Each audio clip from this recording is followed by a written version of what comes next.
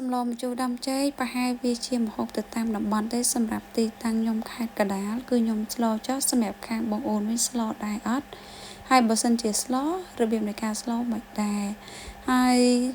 តើតងជាមួយនឹងសម្លម្ជូរដើមចេកនេះបងអូនបើសិនជាយើងអត់ចេះជ្រើសរើសប្រភេទដើមចេកឬក៏អឺយើងអត់ចេះរៀបចំនៅក្នុងការចាត់អីគឺយើងអាចនិយាយបានថាស្លអត់ឆ្ងាញ់ទេស្លតែម្ដងញ៉ាំហើយគឺលែងចង់ញ៉ាំតែម្ដងអញ្ចឹងចំពោះការជ្រើសរើសដើមចេកយើងយកដើមចេកណារៀងចិត្តចេញផ្កាអញ្ចឹងណាហើយតកតងទៅលើការរៀបចំបន្លែគឺសំខាន់អញ្ចឹងយើងចាត់វាកង់ពុះជា2ហើយយើងធ្វើការចាត់ជាមួយនឹងក្បិតមុខ2ដែលក្បិតនោះគឺមានកម្រាស់ក្រាស់ល្មមមិនស្ដើងពេកបើកាលណាស្នាស់ពេកក៏យើងអាចនឹងរៀងពិបាកនៅក្នុងការស្លផងដែរបងអូនអាចចាត់ដូចខ្ញុំបែបនេះក៏បានឬក៏បើចង់ចាត់ជាចំណុចធំជាងហ្នឹងក៏បានដែរទៅតាមសេចក្តីត្រូវការរបស់បងអូនផ្សេងគ្នា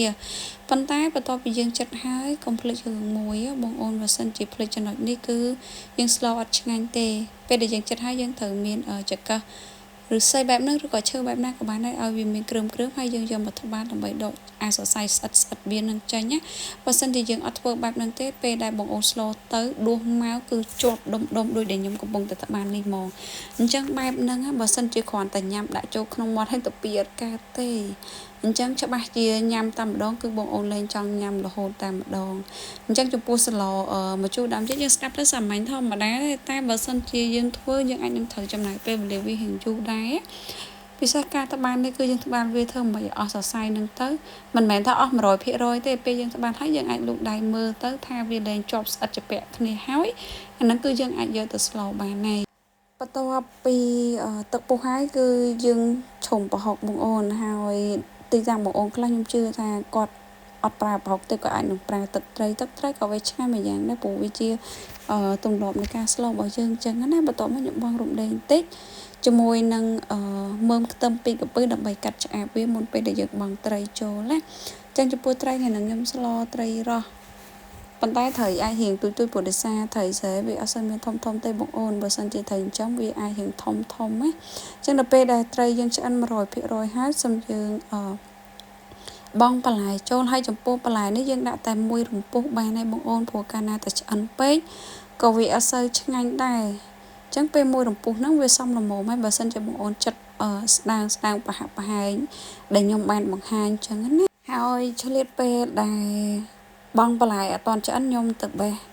ម្រះព្រៅតិចសិនម្រះព្រៅយើងដាក់ឲ្យច្រើនតិចគឺវាឆ្ងាញ់ណា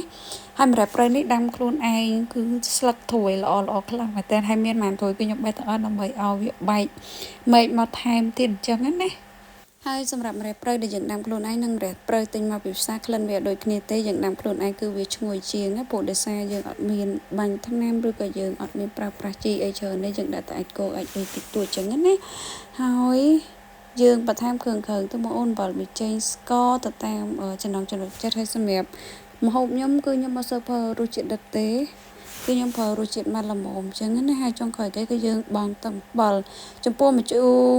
ដើមចេកនេះយើងអាចស្លជាមួយអំបិលក៏បានឬក៏កសាំងក៏បានម្ជូរពីរមុខនេះយើងស្លឆ្ងាញ់ដូចគ្នាតែបើធ្វើអំបិលអីគឺស្លអត់ត្រូវគ្នាជាមួយនឹងស្លមួយមុខហ្នឹងទេអញ្ចឹងបងអូនអាចមើលតាមវិធីសាស្ត្របាន